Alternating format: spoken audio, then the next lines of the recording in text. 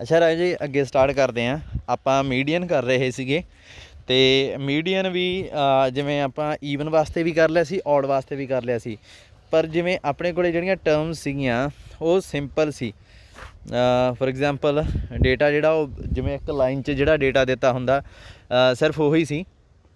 ਹੁਣ ਜੇ ਆਪਣੇ ਕੋਲ ਮੰਨ ਲਓ ਗਰੁੱਪਡ ਡੇਟਾ ਆ ਜੇ, ਜਿਵੇਂ ਆਪਣੇ ਕੋਲ ਇਹ ਕੁਐਸਚਨ ਆ ਨੀਚੇ, ਆਹ ਜਿਹੜਾ ਕੁਐਸਚਨ ਆ ਐਗਜ਼ਾਮਪਲ 6, ਇਹ ਤੁਸੀਂ ਆਪ ਟਰਾਈ ਕਰਨੀ ਆ।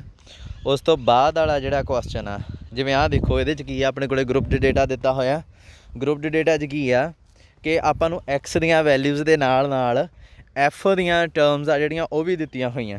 ਮਤਲਬ ਕੀ ਆ ਕਿ ਆਪਣੇ ਕੋਲ ਐਕਸ ਦੀਆਂ ਵੈਲਿਊਜ਼ ਅਤੇ ਉਹਦੇ ਨਾਲ ਐਫ ਦੀਆਂ ਵੈਲਿਊਜ਼।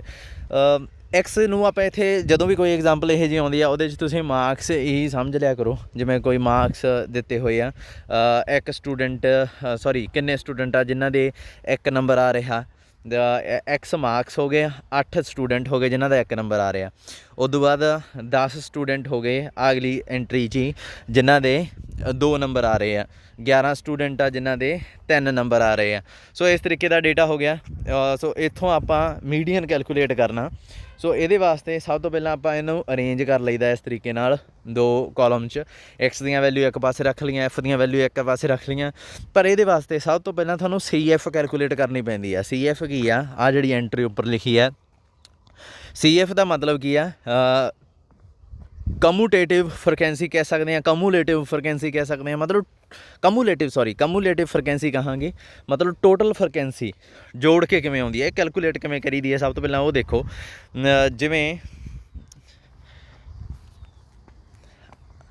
ਆਪਣੇ ਕੋਲ ਇੱਥੇ 8 ਆ, ਉਦੋਂ ਬਾਅਦ 8 'ਚ ਆਹ 10 ਜੋੜ ਦੇਣੇ ਆ ਅਤੇ ਐਂਟਰੀ ਇੱਥੇ ਲਿਖ ਦੇਣੀ ਹੈ। ਕੀ ਬਣ ਗਈ ਇਹ? 18। ਠੀਕ ਆ, ਹੁਣ ਇੱਥੇ 18 ਬਣ ਚੁੱਕੀ ਹੈ। ਇਹਦੇ 'ਚ ਆਹ 11 ਜੋੜ ਦੇਣੇ ਆ, ਕੀ ਬਣ ਗਿਆ? ਇੱਧਰ ਦੇਖੋ, 29। ਸਮਝਦੇ ਹੋ? ਜਦੋਂ ਇੱਥੇ 29 ਬਣ ਗਏ, 29 'ਚ ਆਹ 16 ਜੋੜ ਦੇਣੇ ਆ ਅਤੇ ਆਹ ਬਣ ਗਏ 45। 45 'ਚ 20 ਜੋੜ ਅਤੇ 65, 65 'ਚ 20 ਜੋੜ 25 ਜੋੜੇ 90, 90 'ਚ 15 ਜੋੜੇ 105। ਇਹ ਜਦੋਂ ਕੈਲਕੂਲੇਟ ਹੋ ਗਈ ਤਾਂ ਆਪਣੇ ਕੋਲ ਦੇਖੋ ਐਂਡ ਤੱਕ ਕਿੰਨਾ ਆ ਗਿਆ? 120 ਆ ਗਿਆ। ਇਹਨੂੰ ਚੈੱਕ ਕਰਨ ਦਾ ਤਰੀਕਾ ਕੀ ਆ? ਆਹ ਸਾਰਿਆਂ ਨੂੰ ਜੋੜ ਕੇ ਦੇਖ ਲਿਓ, ਆਹ ਐਂਡ ਵਾਲੀ ਐਂਟਰੀ ਦੇ ਬਰਾਬਰ ਬਣਨਗੇ ਇਹ। ਮਤਲਬ ਇਹਦਾ ਟੋਟਲ ਸਮ ਕਿੰਨਾ ਆਊਗਾ? 120 ਆਊਗਾ। ਇਹ ਜਦੋਂ ਕੈਲਕੂਲੇਟ ਹੋ ਗਈ ਤਾਂ ਆਪਾਂ ਕੈਪੀਟਲ ਐਨ ਨੂੰ 120 ਨਾਮ ਲਿਖ ਦੇਣਾ।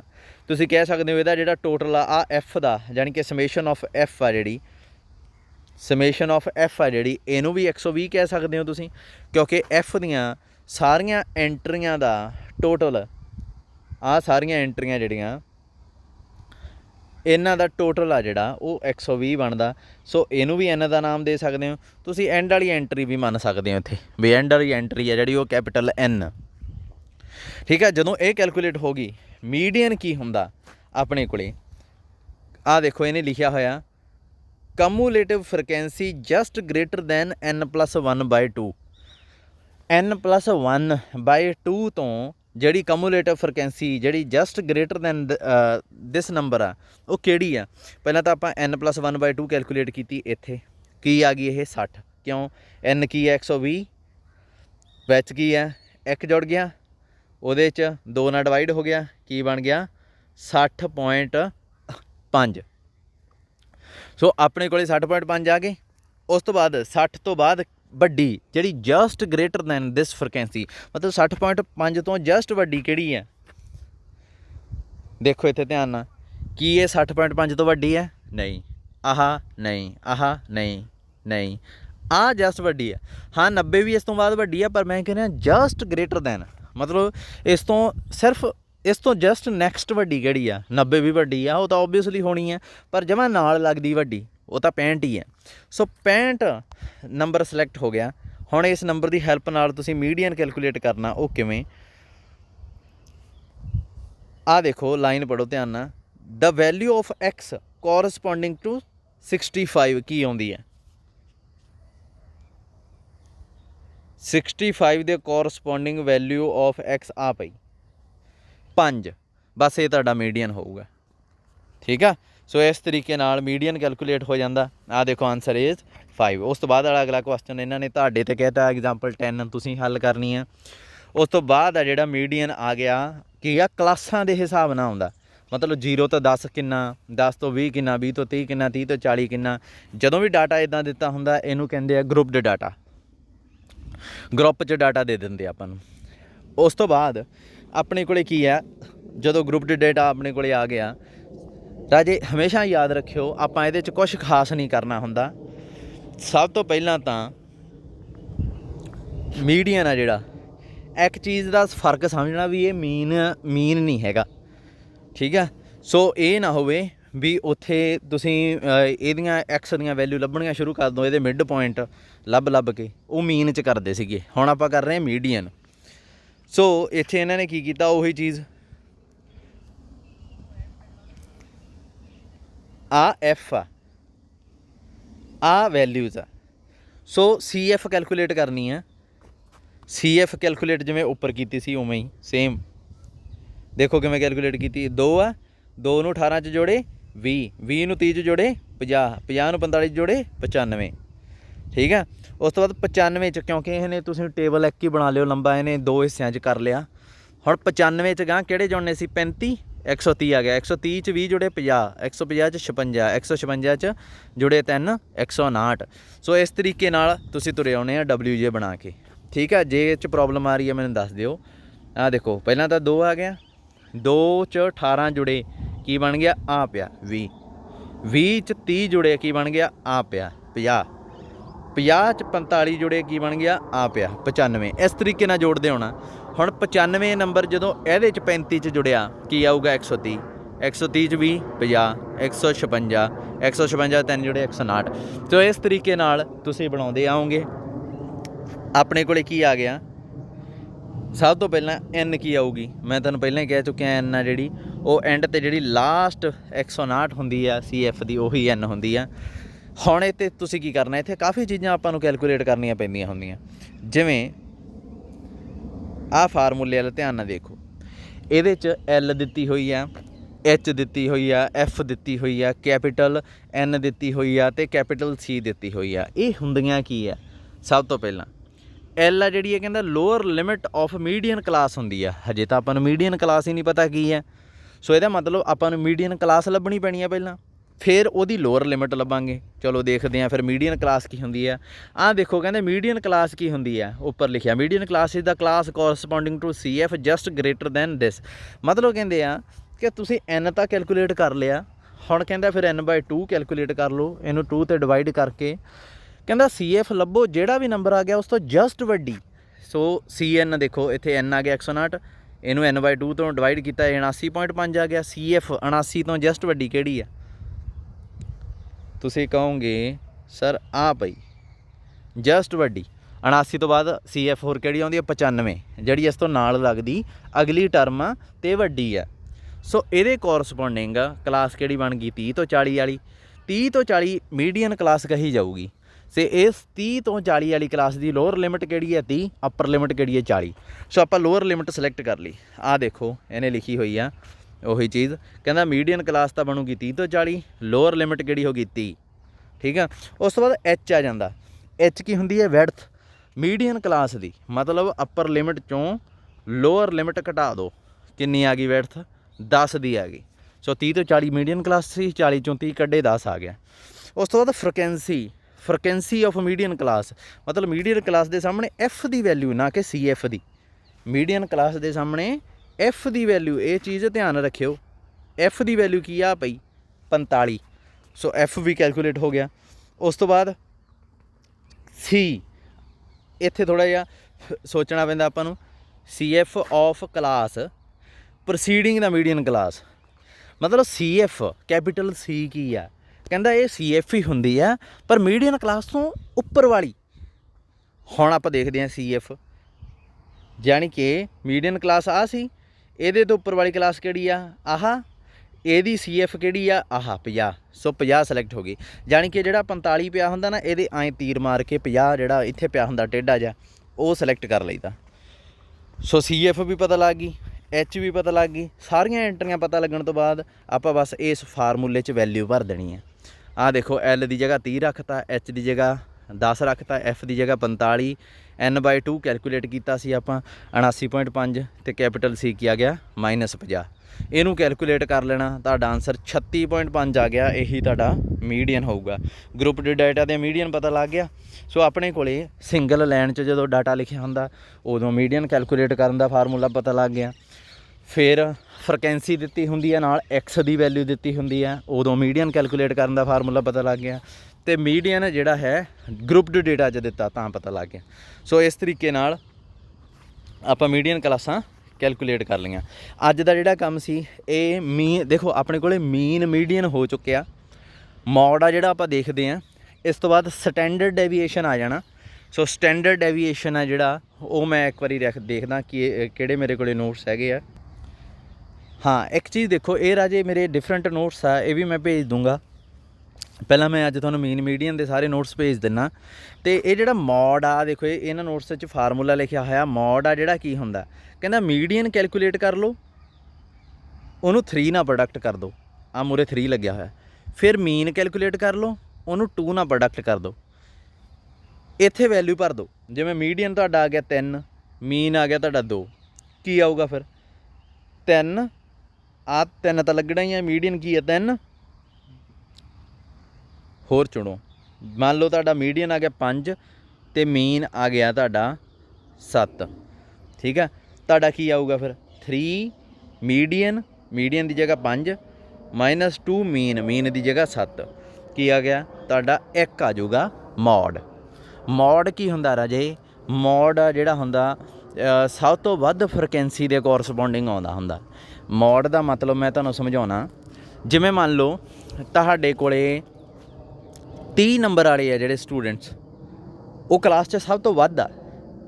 10 तुहाडे कोले आ गए 2-2 नंबर वाले, 15 आ गए तुहाडे कोले 4-4 नंबर वाले, पर 30 नंबर वाले आ जिहड़े मान लो 100 स्टूडेंट आ तुहाडी क्लास च, तो मॉड आ फिर तुहाडा 30 मार्क्स आऊगा। मतलब जिहदे सब तो वध फ्रिक्वेंसी के कोरसपोंडिंग ਜਿਹੜੇ मार्क्स आ, मतलब सब तो वध स्टूडेंट्स के किन्ने मार्क्स आ 30, मैक्सिमम अमाउंट 30 है। सो मॉड आ ना जिहड़ा ये ਉਹ एरर दूर कर दिंदा ਜਿਹੜਾ ਆਪਾਂ शुरू च गल कीती सी, ਜਿਹਦੇ बारे मैं तुहानूं किहा सी ना, प्रति व्यक्ति आमदन मान लो 4-10 जाने तो हैगे आ ਜਿਹੜੇ हैगे सिर्फ महीने का 3-3 हज़ार रुपया कमाउंदे आ।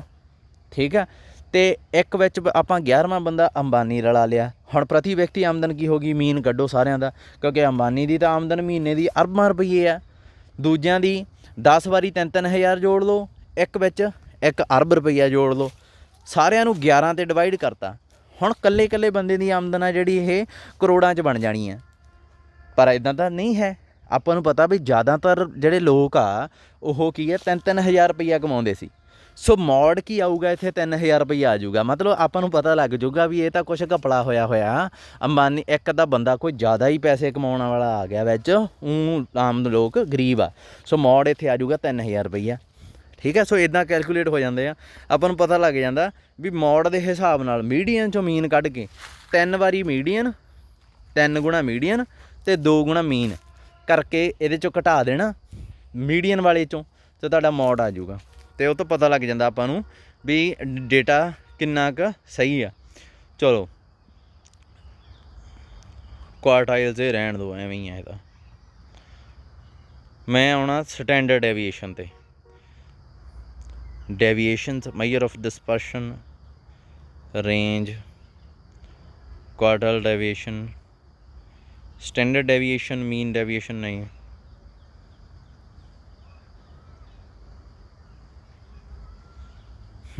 स्टैंडर्ड डेविएशन, ਇਹਦਾ ਜਿਹੜਾ formula computing standard deviation. Standard deviation ਹੁੰਦਾ ਕੀ ਹੈ ਰਾਜੇ, ਵੇਰੀਏਸ਼ਨ ਦਿਖਾਉਣ ਨੂੰ ਹੁੰਦਾ। ਜਿਵੇਂ ਤੁਹਾਡੀ ਕਲਾਸ 'ਚ ਸਟੂਡੈਂਟਸ ਆ, ਉਹਨਾਂ ਦੇ ਮਾਰਕਸ ਆ ਰਹੇ ਆ ਕਿਸੇ ਦੇ 1, ਫਿਰ 10, ਫਿਰ 70, ਇੱਕਦਮ ਐਡਾ ਵੱਡਾ ਜੰਪ ਆ ਗਿਆ। ਸੋ ਇਹਦਾ ਮਤਲਬ ਕੀ ਆ, ਜਿਹੜੇ ਮਾਰਕਸ ਆ ਨਾ ਉਹਨਾਂ 'ਚ ਵੇਰੀਏਸ਼ਨ ਬਹੁਤ ਆ। ਬਈ ਕਿੱਥੇ ਤਾਂ ਜਮਾਂ ਹੀ ਥੱਲੇ ਲੱਗੇ ਪਏ ਆ, 1 ਤੇ 10 ਨੰਬਰਾਂ ਵਾਲੇ, ਕਿੱਥੇ 70 ਵਾਲਾ ਵੀ ਵਿੱਚ ਹੀ ਆ ਗਿਆ। ਜੇ ਮੰਨ ਲਓ ਤੁਹਾਡੀ ਕਲਾਸ ਦੇ ਸਟੂਡੈਂਟਸ ਦੇ ਨੰਬਰ ਆ, ਇੱਕ ਸਟੂਡੈਂਟ ਦਾ 1, ਦੂਸਰੇ ਦਾ 4, तीसरे का 8, फिर 12, फिर 13, फिर 15, फिर आई करदा करदा तुसीं 100 ते पहुँचे हो 4-4 ਦੇ ਗੈਪ ਨਾਲ। ਮਤਲਬ ਵੇਰੀਏਸ਼ਨ ਤਾਂ ਹੈ ਪਰ ਬਹੁਤ ਥੋੜ੍ਹੀ ਆ।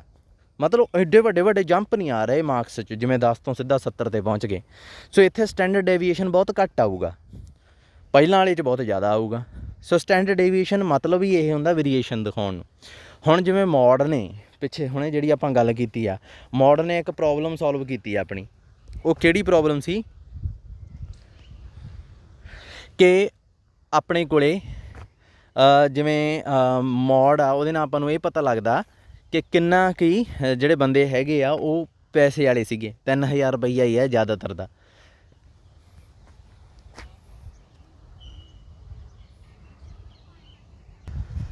ਅੱਛਾ, ਜਦੋਂ ਸਟੈਂਡਰਡ ਡੇਵੀਏਸ਼ਨ ਕੈਲਕੂਲੇਟ ਕਰਨਾ, ਇਹਦਾ ਮਤਲਬ ਵੇਰੀਏਸ਼ਨ ਤਾਂ ਇਹ ਦਿਖਾ ਦਿੰਦਾ।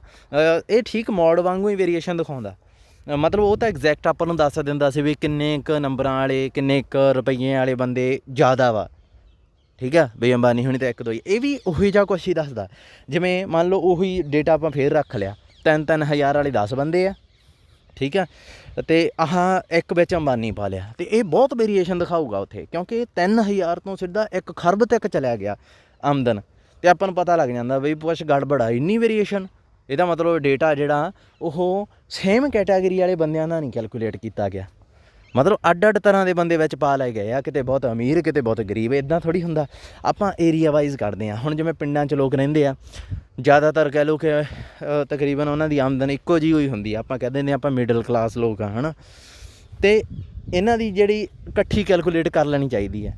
ਕਿਉਂ ਮੈਂ ਇਹ ਕਿਹਾ ਇਕੱਠੀ ਕੈਲਕੂਲੇਟ ਕੀਤੀ ਜਾ ਸਕਦੀ ਹੈ ਪ੍ਰਤੀ ਵਿਅਕਤੀ ਆਮਦਨ? ਕਿਉਂਕਿ ਮੈਨੂੰ ਪਤਾ ਵੀ ਇੱਥੇ ਵੇਰੀਏਸ਼ਨ ਬਹੁਤ ਘੱਟ ਆਉਣੀ ਆ, ਇੱਥੇ ਐਰਰ ਬਹੁਤ ਘੱਟ ਆਊਗਾ। ਪ੍ਰਤੀ ਵਿਅਕਤੀ ਆਮਦਨ ਕੈਲਕੂਲੇਟ ਕੀਤੀ ਜਾਂਦੀ ਹੈ ਕਿਉਂਕਿ ਜ਼ਿਆਦਾਤਰ ਇੱਕੋ ਜਿਹੀ ਆ। ਫਿਰ ਮੋਗੇ ਸ਼ਹਿਰ ਦੀ ਗੱਲ ਕਰੀਏ, ਹੈ ਨਾ, ਏਰੀਆ ਵਾਈਜ਼ ਆਪਾਂ ਦੇਖ ਲੈਂਦੇ ਹਾਂ ਵੀ ਇੱਥੇ ਵੇਰੀਏਸ਼ਨ ਕਿੱਥੇ ਕੁ ਘੱਟ ਆਊਗੀ, ਉੱਥੋਂ ਦੇ ਹਿਸਾਬ ਨਾਲ ਪ੍ਰਤੀ ਵਿਅਕਤੀ ਆਮਦਨ ਕੱਢ ਲਈ, ਫਿਰ ਅੱਡ ਕੱਢ ਲਈ। ਸੋ ਇਸ ਤਰੀਕੇ ਨਾਲ ਆਪਾਂ ਕੈਲਕੂਲੇਟ ਕਰ ਸਕਦੇ ਹਾਂ। ਇੱਕ ਮਿੰਟ, ਮੈਨੂੰ ਫੋਨ ਚੈੱਕ ਕਰ ਲੈਣ ਦਿਓ। ਫੋਨ ਤਾਂ ਨਹੀਂ ਬੰਦ ਹੋ ਗਿਆ, ਵਿੱਚ ਕਾਲ ਆਈ ਸੀ। ਓਕੇ, ਸੋ ਇੱਥੇ ਆਪਣੇ ਕੋਲ ਫਾਰਮੂਲਾ ਕੀ ਆ? ਫਾਰਮੂਲਾ ਆਹ ਵਾਲਾ ਦਿੱਤਾ ਹੋਇਆ, ਠੀਕ ਆ। ਸੇਮ ਕਹਿੰਦੇ ਔਰ ਪਾ ਕੇ ਲਿਖਿਆ ਹੋਇਆ ਇਹਨਾਂ ਨੇ। ਇਹਨੂੰ ਸਮਝਦੇ ਹਾਂ ਆਪਾਂ। ਸਭ ਤੋਂ ਪਹਿਲਾਂ ਆਹ ਜਿਹੜੀ ਐਸ ਆ, ਇਹ ਕੀ ਆ? ਇਹ ਕਹਿੰਦੇ ਸਟੈਂਡਰਡ ਡੇਵੀਏਸ਼ਨ ਆ ਜਿਹੜਾ, ਉਹਨੂੰ ਅਸੀਂ ਕੈਪੀਟਲ ਐਸ ਲਿਖਿਆ ਕਰਾਂਗੇ। ਸਮੋਲ ਐਕਸ ਕੀ ਆ? ਕਹਿੰਦੇ ਇਹ ਡੇਵੀਏਸ਼ਨ ਓਬਟੇਨਡ ਫਰੋਮ ਮੀਨ ਆ। ਮਤਲਬ ਜਿਹੜਾ ਆਪਾਂ ਕਰਦੇ ਹੁੰਦੇ ਸੀ ਨਾ, ਐਕਸ 'ਚੋਂ ਏ ਘਟਾਤਾ, ਯਾਦ ਆ? ਉਹ ਸਮੋਲ ਏ ਨੰਬਰ ਮੈਂ ਕਹਿ ਦਿੰਦਾ ਸੀ ਆਪ ਹੀ ਮੰਨ ਲਓ ਜਿਹੜਾ ਮੰਨਣਾ। ਇੱਥੇ ਉਹ ਆਪ ਨਹੀਂ ਮੰਨਣਾ ਸਮੋਲ ਏ। ਉਹ ਕੀ ਹੋਊਗਾ? ਉਹ ਹੋਊਗਾ ਮੀਨ। ਮਤਲਬ ਏ ਦੀ ਜਗ੍ਹਾ 'ਤੇ ਤੁਸੀਂ ਮੀਨ ਘਟਾਉਣਾ। ਸੋ ਇੱਥੇ ਜਿਹੜਾ ਨੰਬਰ ਆਇਆ ਕਰੂਗਾ, ਅੱਗੇ ਤਾਂ ਆਪਾਂ ਐਂ ਲਿਖਦੇ ਨਾ ਐਕਸ ਮਾਈਨਸ ਏ, ਇੱਥੇ ਮੈਂ ਡੀ ਐਕਸ ਜੀ ਲਿਖ ਦਿੰਦਾ ਹੁੰਦਾ ਸੀਗਾ। ਹੁਣ ਉਹ ਡੀ ਐਕਸ ਨਹੀਂ ਲਿਖਣੀ। ਹੁਣ ਆਪਾਂ ਕੀ ਲਿਖਣਾ? ਪਹਿਲਾਂ ਤਾਂ ਐਕਸ ਦੀ ਜਗ੍ਹਾ 'ਤੇ ਕੈਪੀਟਲ ਐਕਸ ਆ, ਸਮੋਲ ਏ ਦੀ ਜਗ੍ਹਾ 'ਤੇ ਮੀਨ ਆ, ਅਤੇ ਇਹਦਾ ਨਵਾਂ ਨਾਮ ਆ ਨਾ ਜਿਹੜਾ, ਸਮੋਲ ਐਕਸ ਲਿਖਾਂਗੇ। ਠੀਕ ਆ, ਬਸ ਘਟਾਉਣਾ ਹੀ ਆ ਪਰ ਸਮੋਲ ਐਕਸ। ਫਾਰਮੂਲਾ ਕੀ? ਐਨ ਕੀ ਆ? Number of total observations. ਜਿਵੇਂ number of total number of students ਆ ਜਾਂਦੇ ਆ, ਜਿਹੜੇ ਚੀਜ਼ ਨਾਲ ਮੀਨ ਨੂੰ ਥੱਲੇ ਡਿਵਾਈਡ ਕਰਦੇ ਹੁੰਦੇ ਸੀ, ਉਹ ਆ ਜਾਂਦਾ। ਸੋ ਇਹਦਾ ਕੁਐਸਚਨ ਆਪਾਂ ਦੇਖਦੇ ਹਾਂ ਇੱਕ, ਫਿਰ ਅੱਜ ਦਾ ਲੈਕਚਰ ਆਪਾਂ ਖ਼ਤਮ ਕਰੀਏ।